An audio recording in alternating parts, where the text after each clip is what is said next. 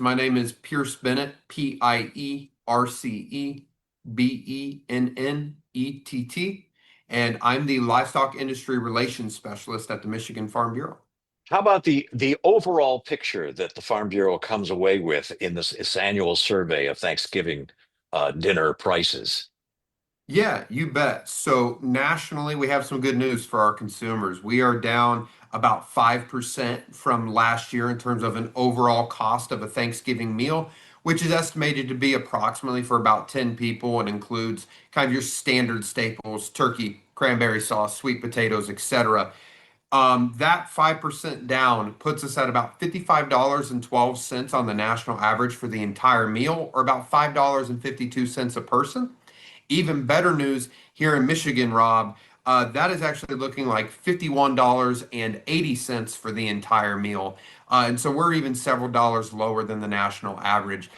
Great news for our consumers and a testament to our farmers who raise a safe and nutritious product that is also done in an incredibly efficient and effective system that allows these prices to be where they are. We should thank a farmer this Thanksgiving. So, how is it that for all of the, frankly, from all of us complaining about prices and prices being higher, and the key word there is everybody says the word inflation, but you and I know that no, there has been inflation in the past, and that's why prices are higher and staying higher. So I understand that. Um, but why is it that the prices and tell me if that's common at with all the things that the Farm Bureau takes a survey of when it comes to. So I guess it's like a layered question. How is it that the perception publicly is that everything costs more, but this doesn't? And are there specific things that are making the difference in that list? Yeah, sure. So there's a couple factors there, Rob. I'm going to start with first, you used the word inflation. Certainly, over the last several years, we've seen an increase in prices, and not just in foodstuffs, but in a variety of goods and products that the American consumer purchases. So we're down for the third year in a row. Yeah. Some of the factors involved there include the fact that we were way up. And so we're now seeing a leveling out due to supply and demand, as the economists would say, market fundamentals. There's a supply of a product, there's a demand for that product. The American consumer has a strong demand for many of the items that you find on your Thanksgiving table. And so that allows for prices to come down as the supply meets that demand in that right number. There's that factor. Then there's the factor of discounts and the fact that this is a holiday season. I'm going to use another economist term of loss leader. Many of our grocery stores across the state and across the country know that turkey is a staple on a Thanksgiving table. They not only want you to come purchase that, but while you're in the store, they'd love for you to purchase a few other things. And we would encourage you to do so if you can afford to.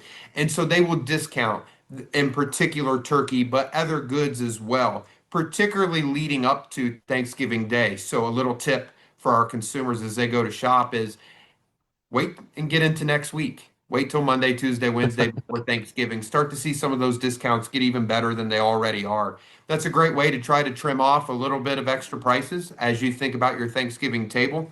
So that is a factor as well as discounts.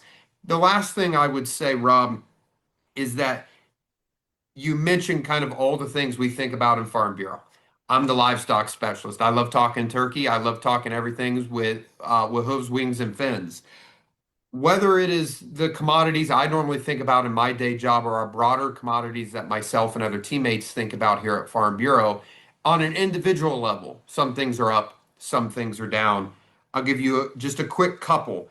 Turkey down 16.3% compared to last year. We're looking at approximately for a 16-pound bird, kind of your average size, you're looking at approximately $21.50 nationally. When we think about other things that are down, our stuffing mixes are down about 9%. Our our fresh cranberries per bag are down just slightly under 3%. Those are a couple commodities that are down and helping contribute to overall lower prices. But to your point, we're seeing some individual commodities come back up, whether that's, a gallon of milk is up to about $3.73 on average for your whole milk. We look at things like sweet potatoes are up. remembering that with sweet Mhm. potatoes, North Carolina is the number one producer. They had some pretty severe weather issues last year that have affected their growing season this year. So, yes, some things are down. Yes, some things are up. The reason we're down overall by, again, about 5% is because more things are down than they are up. You couple that with seasonal discounts, and that leads to a very good Thanksgiving week for our consumers. But certainly understand that, or excuse me, would certainly like folks to understand that. With all that being said, your farmer is averaging about 16 cents on the dollar of their return for the products they sell. It is important to remember that for our farmers to remain profitable and have viable businesses into the future, we have to continue going to the grocery store and buying. We have to continue finding those opportunities to procure safe, healthy and fresh produce and meat items, because our farmers do get a smaller cut of that pie. And so the more we support them by buying, the better it is for them and the better for our communities and our families. Now, I notice in the numbers that you have really kind of like two studies here. One of them is a basic list of items, which is what the headline number is. But then later on, I see you mentioned an expanded list of items because after all, when you're feeding 10 people, you're not going to just feed them the basics. Everybody's going to bring something, right? And so, with that expanded list, what's the comparison? Yeah, you bet. So as we look at the expanded list, some things that get added into that list, Rob, are your boneless ham, your russet potatoes, frozen green beans. When I think green beans at Thanksgiving, I think green bean casserole, but Yep. I just can't help but say that because my brain goes right there. Um, but to your point, we're looking at the national average of your standard meal at $55.12.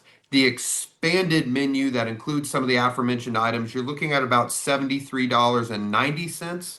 That is still $3.19 lower. Oh, I apologize. If I may, I'm going to speak to national numbers first. I just gave you Michigan. Sorry, Rob. I'm going to take a Yeah. step back. Yeah, sure. What we're what we're looking at for the national average, excuse me, is that when you add in your expanded menu that we just discussed, you're looking at $77 and about 9 cents nationally, which increases that cost about $22 just under. When you look at the Michigan cost, that Michigan expanded menu is about $73.90. That's $3.19 lower than that national average. So, yes, of course, if you're going to add more items, there's going to be more cost involved. You have to buy additional things. But if you're here in Michigan, you're still below that national average. You're still getting some cost savings for being a Michigander. I think that's pretty exciting. And when it comes to feeding 10 people, you're talking less than $8 per person. That's still pretty good. I I am so excited by the fact that you brought that up, Rob. We all know that when we sit down and do our budgets, we always try to think about how can we stretch that dollar just a little bit farther for less than $8 a person for that Thanksgiving meal. What a wonderful economic situation we have there. And again, we don't want to make light of the multitude of people who do have to sit down and do those budgets and find out how to stretch that dollar. What we want to do is talk about the great work of the American and Michigan farmer who have been able to get these products to market in in a way that allows the American consumer to find them affordable and to really enjoy that Thanksgiving meal without having to worry about what that cost was. What a testament to what our farmers do every day. Yeah, and yet I hear in media reports from the farm community is that they're barely getting by, sometimes losing money. You bet. I think it's worth mentioning that 16 cents on the dollar number again. Yeah. We do need to remember that our farmers are at the front end of our supply chain. They're selling a wholesale product. Um, that there can be that disparity between what they're getting paid and what the items being sold at the grocery store. Mhm. There's a lot of factors that go into that. The agricultural supply chain is certainly complex, Yeah. is the right word for it. But a few things I want to point you to, Rob, as we think about that question is our American Farm Bureau Federation President Zippy Duvall made some wonderful comments and a press release just recently on this subject reminding folks that just in the last year, we've lost about 15,000 farms. There's a variety of factors involved, including low crop prices, high supply costs, trade uncertainty. Um, we don't want to see any more farms go out of business. And I think what your question is getting to is yes, we're bringing the American consumer a safe, affordable, and nutritious product, but our farmers are struggling in certain instances, which is why I go back to we need to continue as consumers going out, purchasing those products, giving our dollar where we can to support our farmers so they continue to receive the economic incentives necessary to keep operating. The other thing I would mention, Rob, is here at Farm Bureau, we want to see folks support their farmers however they can. If there's a local farmer out there selling a local product, we encourage you to purchase it direct on the farm. If you go to that large grocery chain, like your local Meijer or otherwise, that is another way to support farmers as well. But get out there and buying those products is what's important. And in tough times, that's what our farmers need is folks to give them that monetary support and use the products that they grow and raise. So certainly, maybe not the easiest topic to discuss, but there's still good in this. Supporting your farmer is a good thing and helps them get into next year and continue growing that safe, affordable, and nutritious product.